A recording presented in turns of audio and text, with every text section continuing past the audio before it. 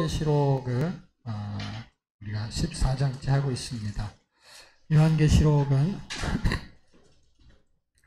무섭고 두려운 책으로 생각합니다. 그런데 요한계시록처럼 복음이라는 책이 없을 정도로 복음의 핵심을 설명해 줍니다.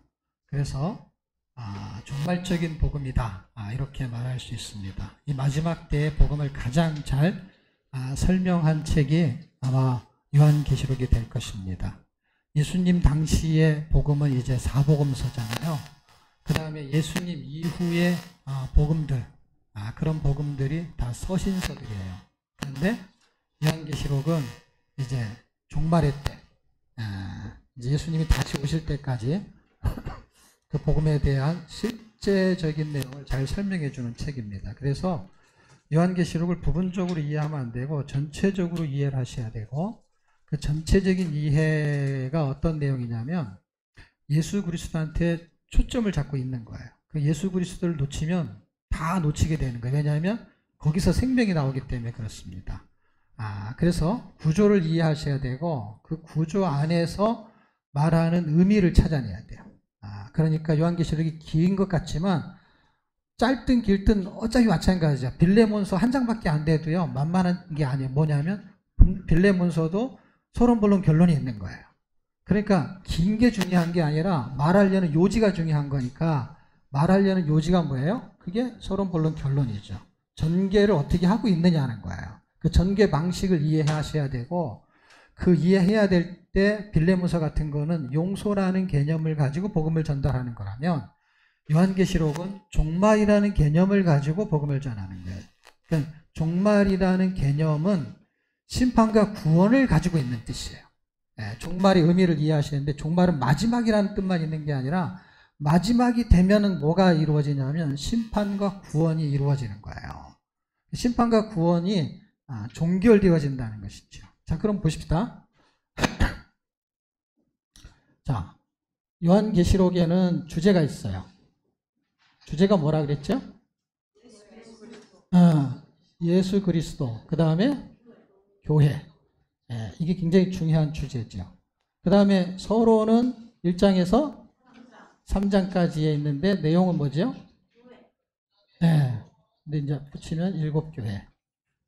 이제 여기서부터 이제 7자가 계속 들어가죠. 자, 그 다음에 본론. 4장부터 16장. 여기는 7인, 7나팔, 7 대적. 그리고 마지막 결론은 22장. 여기서 말하고 싶은 이야기는 새 하늘과 새 땅에 대한 이야기로 이렇게 끝나는 거예요. 그러면 말하려고 하는 거는 여전히 예수 그리스도죠. 예수 그리스도를 말하려고 하는 거의 내용은 뭐가 들어가냐면 교회라는 단어가 들어가요. 교회가 들어간다는 건 무슨 뜻이냐면 교회의 머리가 예수님이라는 뜻이죠. 그래서 교회가 등장하면 성도가 뜨는 게 아니라 예수님이 뜨는 거예요. 그러니까 교회 그러면 여전히 예수님이야. 그것도 기준이 예수님이 되는 거죠. 자, 이제 우리가 1장에서 3장까지는 다 봤고 4장에서 16장 가는 동안에 오늘 우리는 14장을 보게 될 거예요. 14장을 보게 되는데 7인과 7나팔과 7대접이 본론적인 이야기에서 말하려고 하는 게 무엇이냐. 장절은 그렇게 중요하지가 않아요. 이렇게 구분상 설명을 하는 거거든요. 사실 7인이 설명하는 장은 이제 6장이죠. 7나팔을 설명하는 거는 8장과 9장이고 그 다음에 7대접은 16장에서 설명하게 될 거예요. 그러면 이 중간에 있는 내용들이 있어요. 중간에 있는 내용들.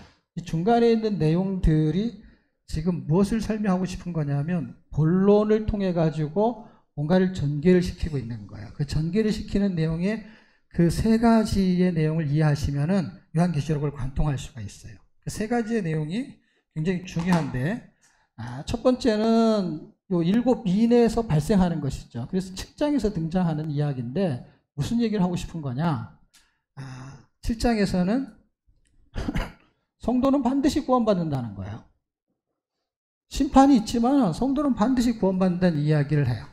그 다음에 8장과 9장에서는 일곱 나팔을 통해서 여러분이 잘 알다시피 자연계를 통해서 하나님이 4명의 천사를 통해서 심판을 해요. 그 다음에 3명의 천사를 통해서 이미 2명이 등장하면서 인간계의 재앙을 통한 회개를 촉구해요. 그러니까 요 사이에 등장하는 이야기는 8장과 아니죠. 10장과 11장이잖아요. 여기서 말해주고 싶은 건 뭐냐면 회개를 촉구하는 이야기가 등장해요.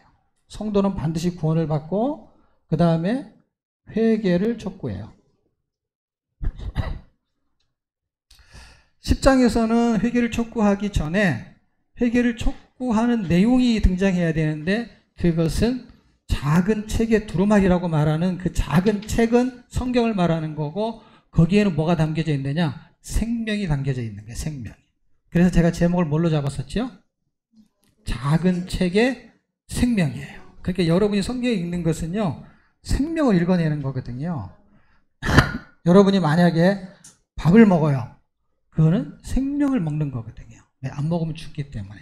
뭐 간식도 먹고 뭐 야식도 먹고 그런 얘기가 아니라 근본적으로 음식을 먹는 건 생명을 먹는 거예요. 생명을. 그냥 그걸 안 먹으면 돈을 먹는 거는 죽어. 돈은 먹는 게 아니라 돈으로 음식을 사는 것이죠.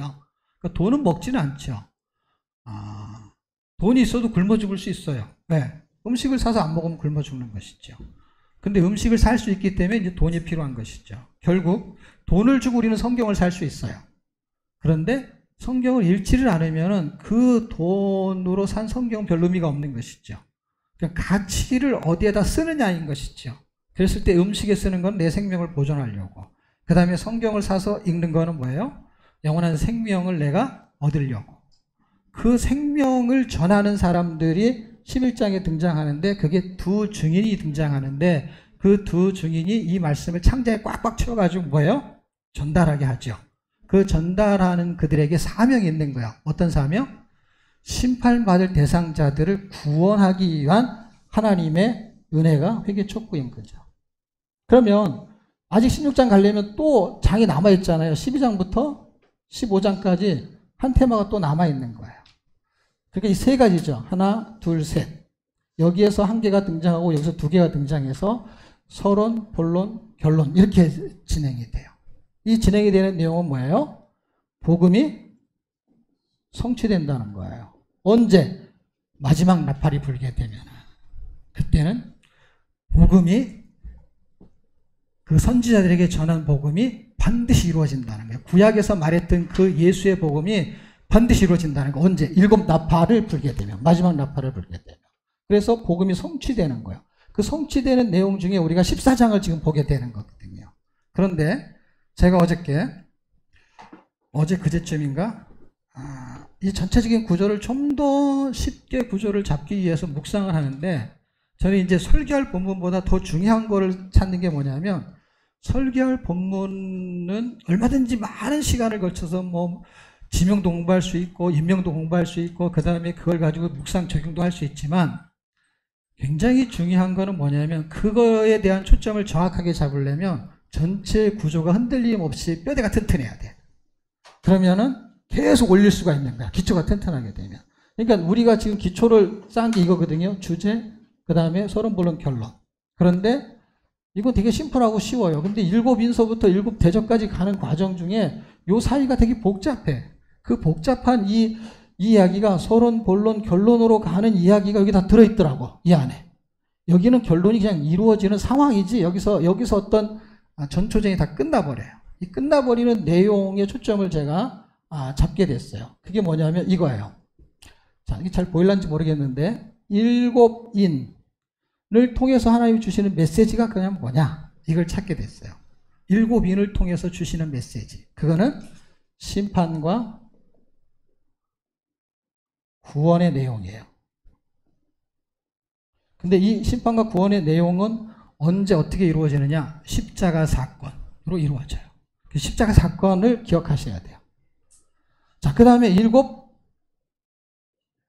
나팔을 통해서 하나님이 하시고 싶은 내용이 무엇이냐? 그것은 여전히 심판과 회개의 내용이에요. 그런데 이거는 어떻게 이루어지느냐? 여기는 적으세요. 안 쓸게요. 이거는 첫 번째는 십자가 사건이고 두 번째는 두 증인의 사명이에요. 두 증인의 사명이 나팔에서 굉장히 중요하게 됩니다. 그리고 마지막 대접, 7 대접을 통해서 주시는 메시지는 뭐냐? 그것은 심판과 구원이 있다는 거예요. 십자가 사건을 통해서. 그런데 사람들이 심판을 받지 않으려면 회개를 해야 된다는 거예요. 그래서 이 10장과 11장이 회개를 촉구합니다. 그럼에도 불구하고 사람들이 회개하지 않았을 때 나타나는 결과가 마지막 이 대접이에요. 그러니까 이게 서론, 본론, 결론이 되는 것이죠. 여기서도 서론, 본론, 결론이 되는 거예요. 7째 나팔을 통해서 하나님이 주시는 메시지는 멸망과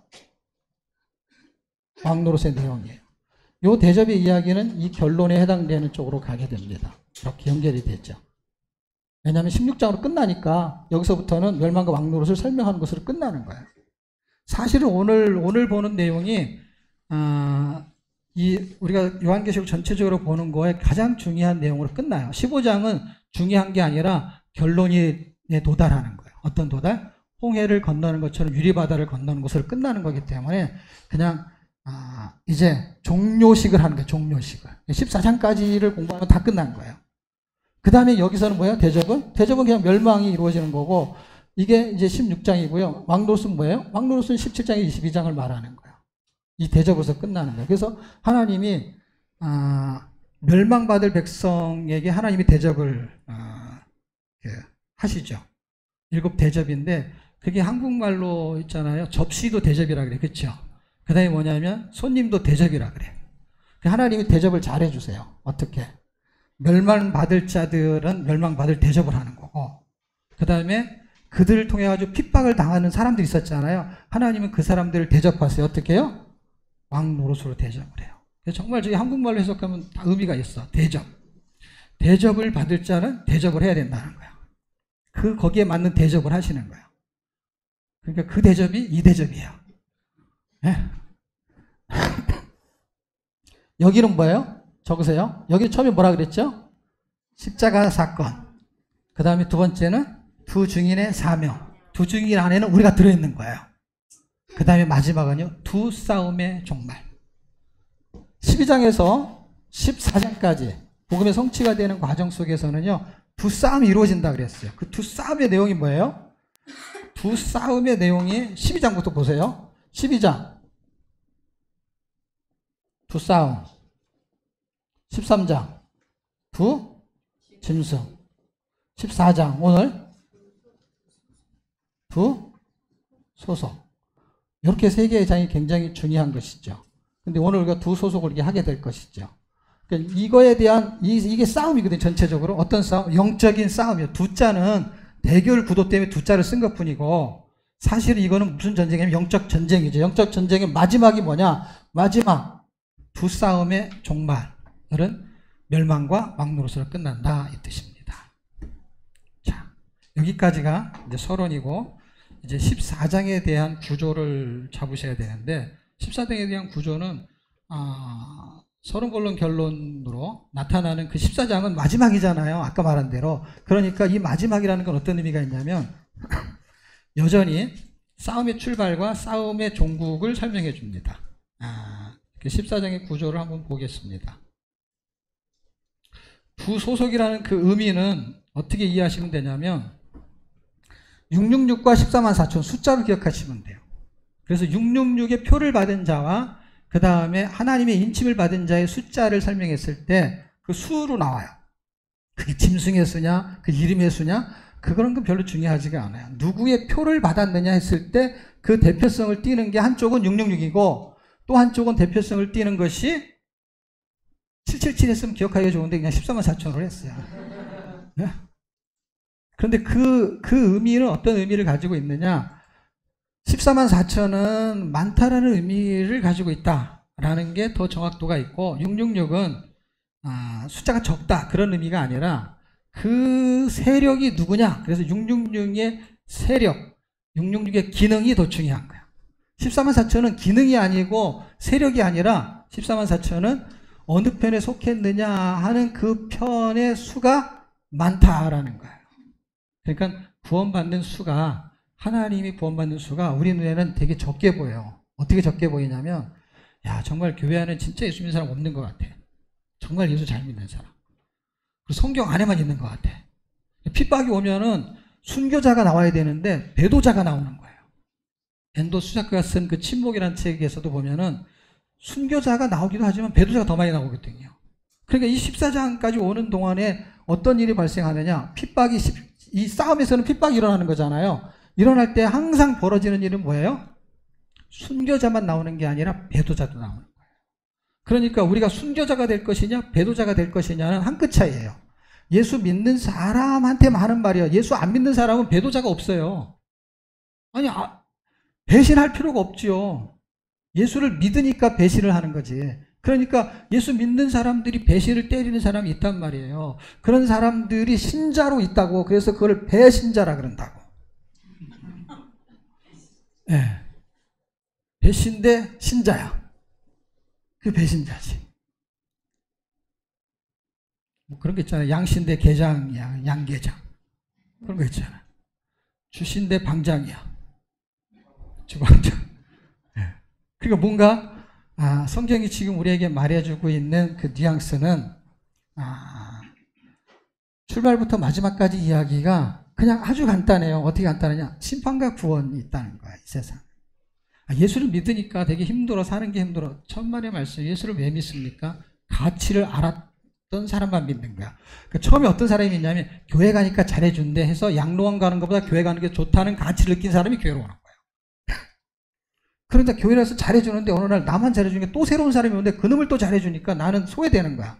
꼭 뭐와 같으냐면 내가 첫째였는데 늘 나만 업어주고 늘 나만 키워주고 늘 나만 잘해주는데 둘째가 태어나니까 그놈한테 가는 거야. 그래갖고 막 첫째가 되게 둘째를 미워해요. 왜? 나만 잘해줘야 되는데 아빠가 둘째를 잘해주는 거야. 그냥 애기잖아, 애기. 교회 안에는요, 영적으로 두 번째 아이가 오면은 애기잖아요. 뭘 모르잖아요. 첫째 아이들이 되게 싫어해. 둘째가 오면. 그래서 교회는 그 인간성이 다 보이는 곳이에요. 자기를 잘해주는 교회를 찾아가는 거야.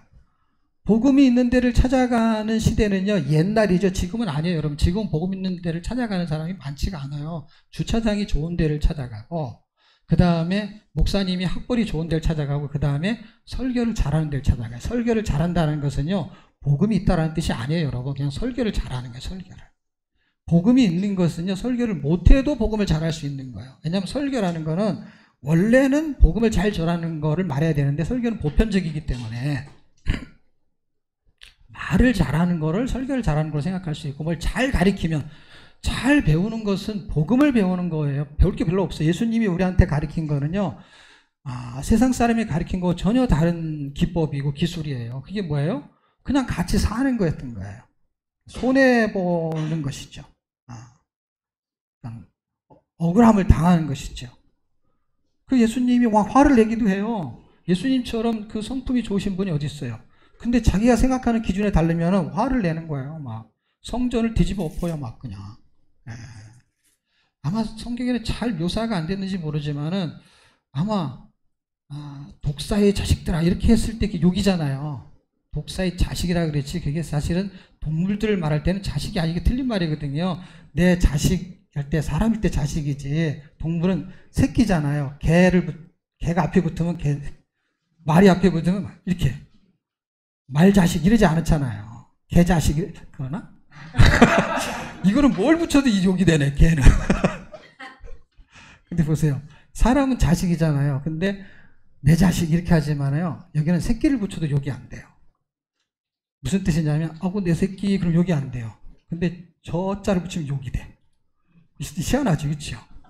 그러니까 이게 단어가 어떤 의도로 사용되느냐 했을 때 내 쪽의 표현을 할 때는 신기하게도 욕이 되지 않아요. 예수 그리스도께서는 자기 땅에 오매 자기 백성들이 알아보지 못했다. 자기 백성에 대한 개념이니까 아마 내 새끼라는 개념으로 말했을지 모르겠어요. 이게. 그러니까 그런 안타까움을 가지고. 그러니까 여러분의 자녀가 잘못했을 때와 남의 자식이 잘못했을 때 뭔가 게이지가 올라갈 때 남의 자식이 잘못할 때 더 많이 올라가요? 아니면 여러분의 자식이 잘못할 때 더 많이 올라가요? 거꾸로 해보세요. 남의 자식 잘할 때도 좋지요. 근데 내 자식이 잘하면 더 좋지요.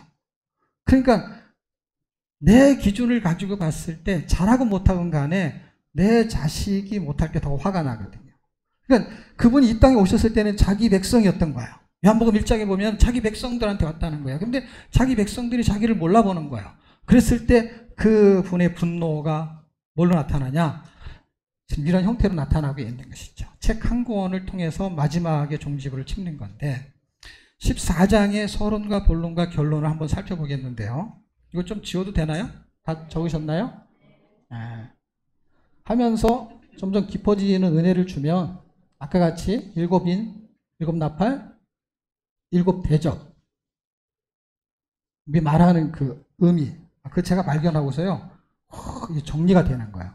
일곱 인, 일곱 대접, 일곱 나팔, 일곱 대접이 말하는 그 의미 구원의 사건이 결국은 두 증인의 사명 우리가 그 사명을 갖고 있고 그 다음에 부싸움의 마지막 종결은 어떻게 되느냐 멸망과 왕노릇이 끝난다는 거예요. 그래서 우리는 지금 세상에서 왕노릇, 천국에서 왕노릇에 대한 연습을 하고 있는 것과 같은 거예요. 결과는 그렇게 될 거예요.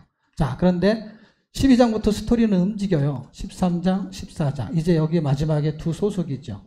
근데 소속에 대한 설명을 했잖아요. 그게 이제 666이냐 아니면 14만 4천이냐. 이 차이를 말하는 것이죠. 소속이 틀린 거야. 근데 여기서 설명을 해요. 13장 마지막에도 그 수, 표, 그 다음에 14장에서도 그 표를 받은 자들은 어떻게 될 것이냐 하는 이야기가 서론본론 결론에 등장하게 되는데 자, 14장 1절에서 5절까지 이게 서론이에요. 그 다음에 14장 6절에서 13절까지가 본론이고 이렇게 헷갈리겠다. 14장 14절에서 20절짜리가 결론이에요. 그럼 서론의 내용은 뭐냐? 싸움이 출발했잖아요. 언제? 여기서부터 12장부터 그 싸움이 출발하게 된 그 개념 정리를 여기서 해요. 영적인 싸움의 개념 정리. 그래서 제가 두 싸움에 대한 설명을 했을 때 그 싸움은 왜 일어났느냐 할 때 영광이 걸린 싸움이다. 기억나세요? 그 영광이 걸린 싸움을 가지고 13장에서 본격적으로 진행될 때 13장 마지막 절 한번 보십시오. 뭐라고 등장하게 되냐면 아니죠. 12장 싸움이 시작되는 데서 12장 마지막 절에 보면 용이 여자에게 분노하여 돌아가서 그 여자의 남은 젖은 곧 하나님의 계명을 지키며 예수의 증거를 가진 자들로 더불어 싸우려고 어디에 섰다 그래요? 바다 모래 위에 섰더라. 그래서 이 싸움을 하기 위해서 바다 모래 위에 서 있어요.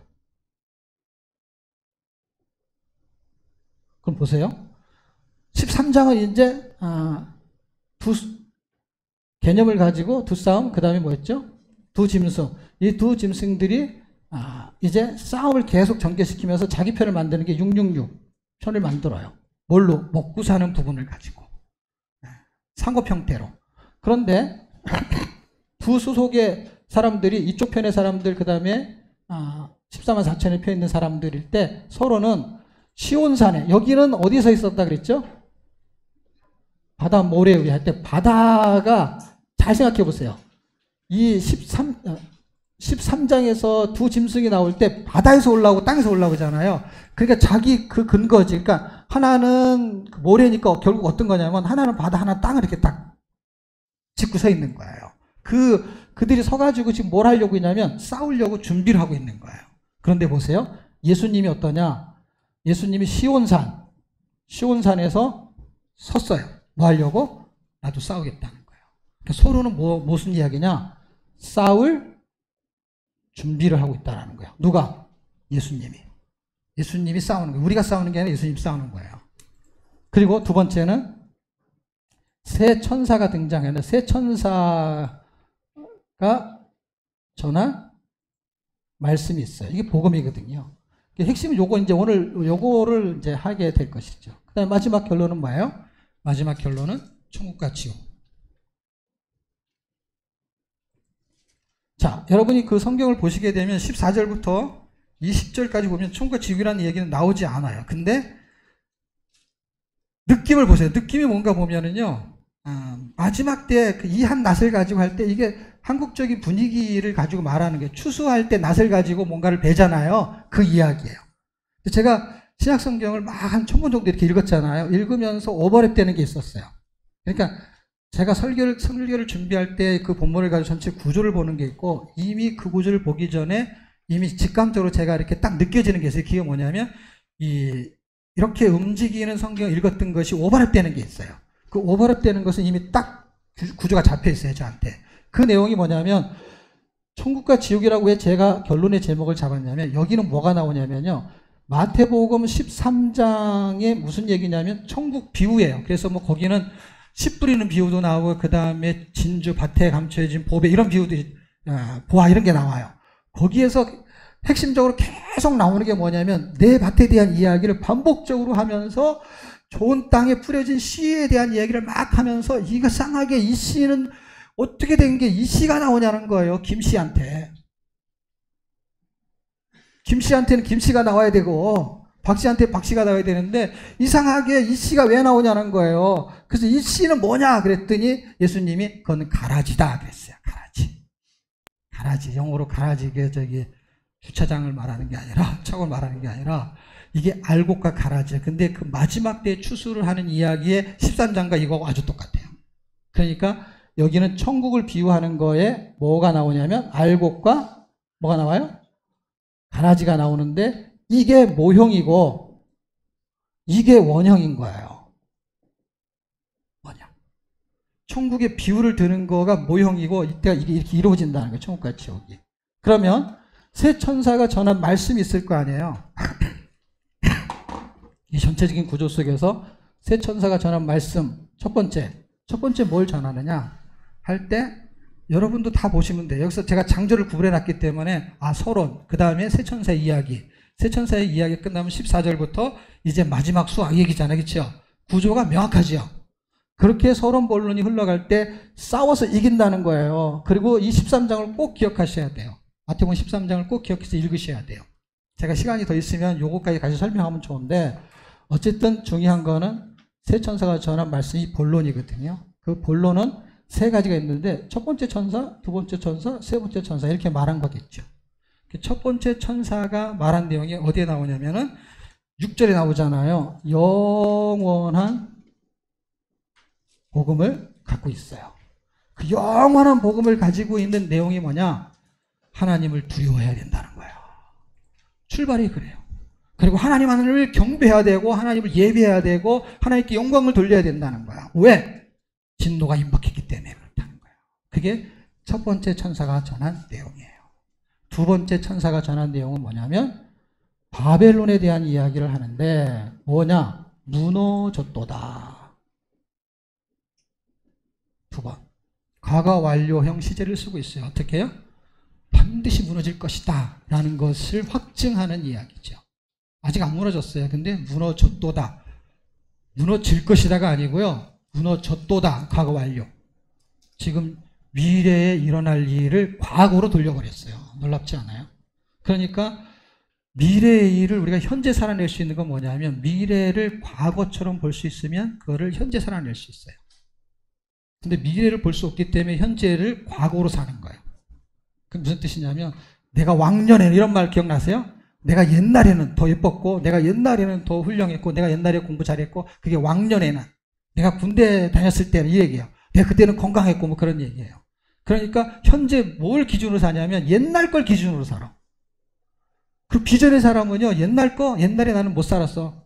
옛날에 나는 공부를 못했어. 근데 나는 앞으로 이렇게 될 거야 하는 사람은 현재 어떻게 사냐?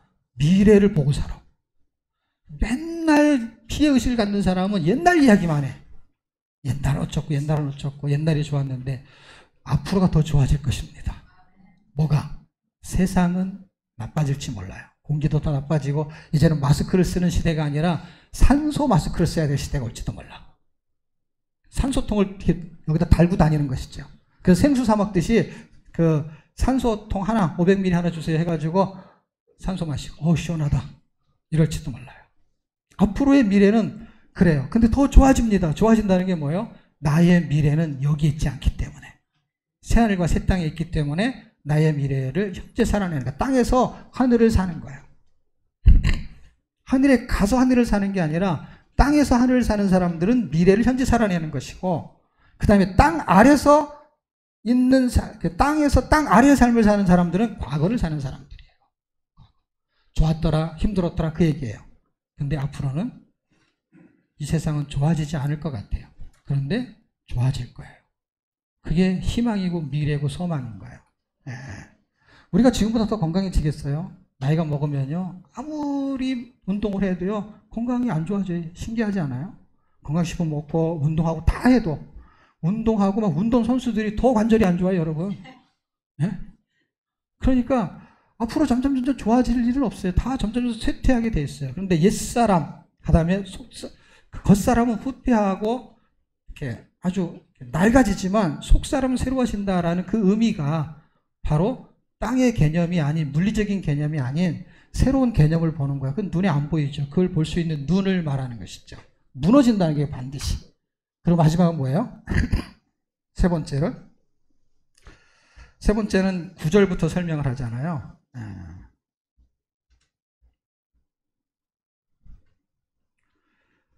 9절부터 설명하는 내용이 표를 받는 것이죠. 표. 666의 표죠. 그래서 제가 이렇게 생각을 해보니까 이런 것 같아요. 무슨 얘기 같으냐면 영원한 복음을 가지고 하나님을 두려워하고 마지막 심판이 다가왔으니까 회개하고 돌이켜라 이거예요. 왜냐하면 반드시 무너지니까. 그러니까 무너진다는 게 무슨 뜻이냐면 누가 무너지느냐? 이 두 개를 합치잖아요. 합치면은 제국이 무너진다는 거예요. 심판받을 제국, 나라예요. 그 다음에 666의 표를 받는 건 백성이잖아요. 그러니까 심판받을 백성이 무너진다는 거예요. 본론의 이야기는 심판받을 제국과 심판받을 백성이 있다는 거예요. 어떤 사람? 어떤 사람들이 그렇게 됐냐? 8절에 보시게 되면 무너졌도다 할 때 큰 성 바벨론이요 하면서 그 사람들은 어떤 짓을 했느냐? 그 제국이 어떤 짓을 했느냐? 음행, 그 다음에 진노의 포도들을 먹이던 자들이요. 제가 잠언을 공부하다가요, 잠언을 읽으면서 뭘 봤냐면 잠언의 내용을 살펴보면은 23장에요. 어떤 내용이 있냐면 음행과 이 술에 잠긴 자, 술에 취한 자가 나와요. 그게 포도주를 말하는 게 그 술은요. 우리나라는 소주지만은 그 당시의 설명은 다 포도주의 개념의 기준이 술 그러면 포도주였어요. 포도주. 근데 술에 잠긴 자, 그 다음에 음행하게 하고, 음행이라는 것은 다른 이웃집 여자를 사귀고 이런 것으로 말하는 게 아니고 그걸 포함하지만 여기서 음행은 하나님을 떠나게 하는 걸 음행이라고 해요. 그럼 술에 잠기고 진노의 포도들을 마시게, 보세요. 진노의 포도들을 먹이던 자. 그러니까 진노의 포도를 야 먹어 이렇게 자꾸 시킨 거예요. 진노의 포도가 어떤 거냐면 하나님이 진노를 행할 일들, 다시 말하면 세상에 취하게 만드는 것들을 말하는 거예요. 전부 다. 바벨론의 속성은 뭐냐? 돈에 취하게 만들고, 술에 취했다는 건 돈에 취하게 만들고 세상에 취하게 만들고 쾌락에 취하게 만들고 그렇게 하게 만들었다는 게 어떻게 해서? 하나님을 떠나게 해서. 그런 자들을 하나님은 심판하시겠다는 거예요. 그리고 거기에 소속된 백성들이 있다라는 거예요. 그 두 소속이 그래서 나눠지는 거예요. 666을 받은 자들, 그게 9절이잖아요. 받으면 10절, 그도 하나님의 진노의 포도주를 마시리니 그걸 마신 거나 마찬가지라는 거예요. 진노의 포도주를. 그 진노의 잔에 섞인 것이 없이 부은 포도주라. 거룩한 천사들 앞에 어린 양 앞에서 불과 유황으로 고난을 받으리라. 불과 유황으로 고난은 마지막 결론이 뭐예요? 지옥을 말하는 거잖아요. 그러니까 여기에 클라이막스의 마지막, 그 밑에 있는 이야기, 이 세 번째 천사가 말해주는 그 마지막 이야기가 뭐냐? 12절이죠. 12절은 뭐예요? 구원받을 백성에 대한 이야기를 하고 있다는 거예요. 이 마지막에. 그러니까 보세요. 세 천사가 전한 말에는요, 복음을 전했는데 복음에는 심판만 있는 게 구원이 항상 껴있어요. 두 소속 중에 666에 소속된 사람들은 그 심판받을 제국을 말하고, 제국은 어떤 짓을 했느냐? 음행과 진노의 포도를 마시겠다는 거야. 그런데 음녀가 이 짓을 한다는 거예요. 음녀가 23장에 나온단 말이에요. 어디? 잠언 23장에 음녀가 하는 짓이 있는데 그게 그것을 먹인다는 거예요. 그런데 여러분, 요한계시록 17장에 보십시오. 거기에 누가 나오냐? 음녀가 나오고 그 음녀의 머리에 이마에 기록된 이름은 큰 바벨론이라고 나와요. 17장 1절, 2절, 5절을 읽어보시게 되면 그 음녀가 큰 바벨론이에요. 그들이 어디에 등장하느냐? 잠언에 등장해요. 구약 때부터 있었어요. 결론을 맺으면 추수 때 알곡과 가라지, 천국의 비유입니다. 어떤 거예요?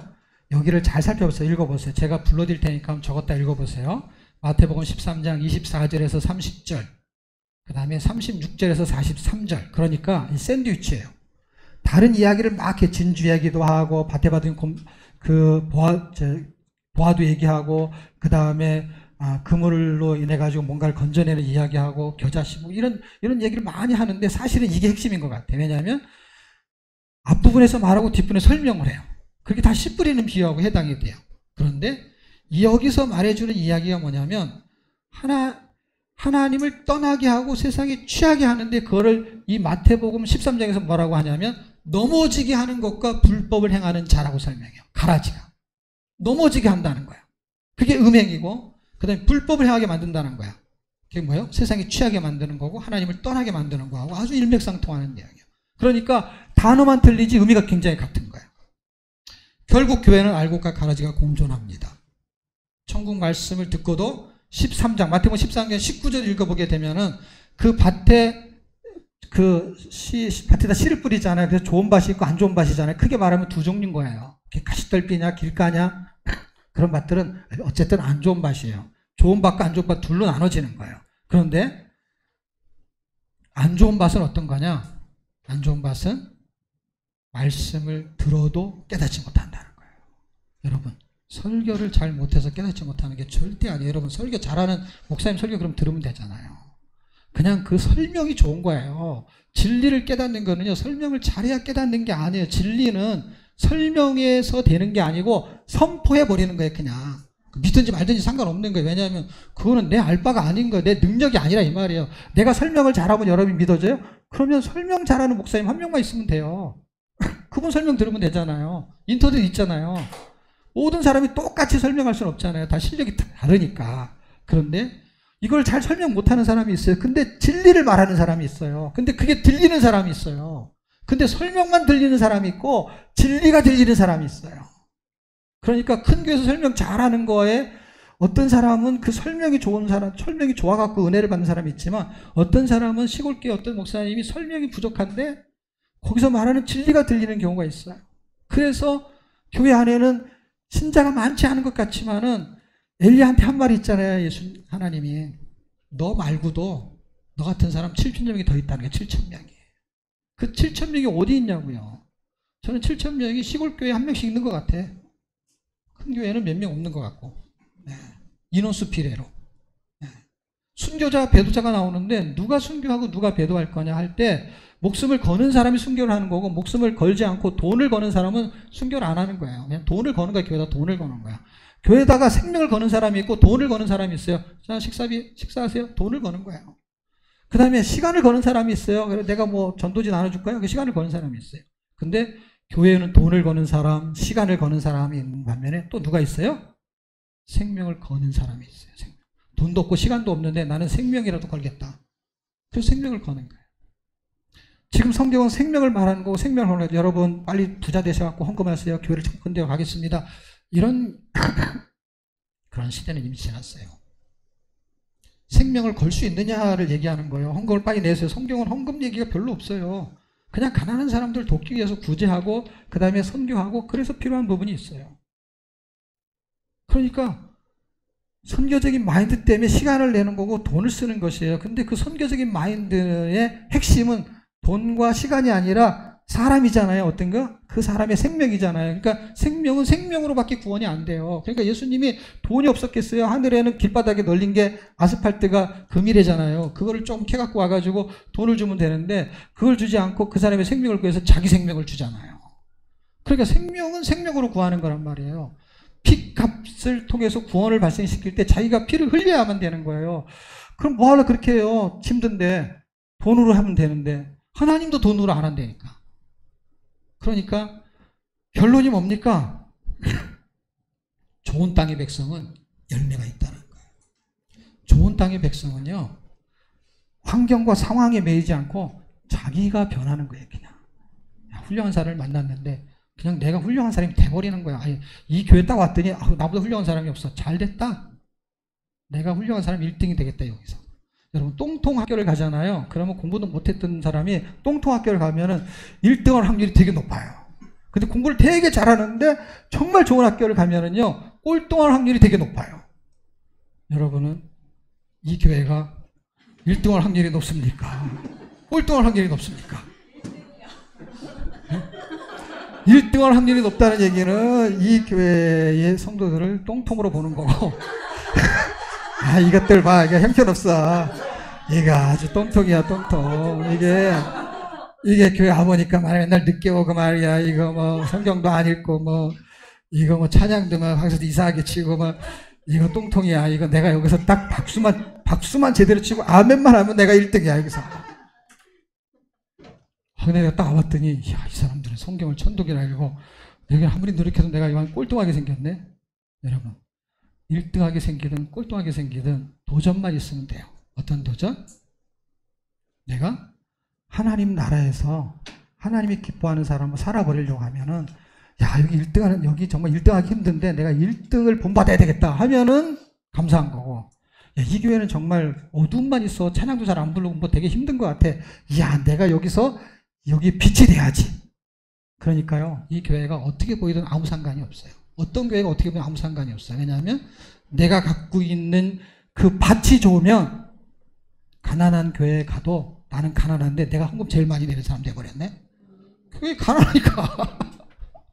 부자 교회 가는데 내가 전재산을 털어도 제일 헌금 안 하는 거하고 똑같은 정도. 이거는 내가 갖고 있는 기준이 훨씬 중요한 것이지 교회 환경상은 별로 중요하지가 않아요. 그럼 뭐예요? 결론? 하나님을 떠나게 만들어요. 어떻게? 똥통 교회이기 때문에, 아니 나 그 교회 가지 말아야지. 야, 저게 너무너무 훌륭해. 근데 내가 그 교회에서 생각 못할 것 같아. 거기 사람들 못 따라갈 것 같아. 그러면 결국 뭐예요? 자꾸 교회를 떠나게 만들고 하나님을 떠나게 만드는 거예요. 그런데 하나님을 떠나지 말고 세상을 떠나야 되고 세속을 떠나야 되고, 세상에 취하지 말고 말씀에 취하고 예수에 취하기를 주의 이름으로 축복합니다. 기도하는 시간 갖겠습니다.